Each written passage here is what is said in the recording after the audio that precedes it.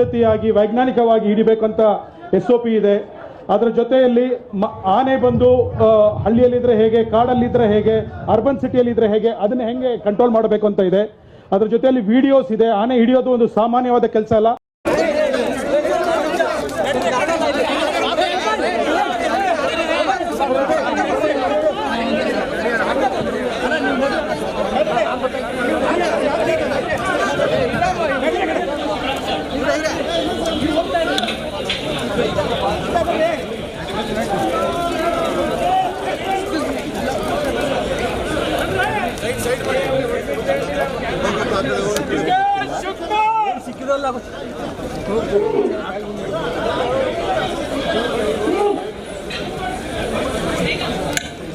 ಎಲ್ಲ ದೂಕಿ ಮಾಡಿ ಏನು ಸಿಗ್ತಾನೆ ಇಲ್ಲ ಇಲ್ಲಿ.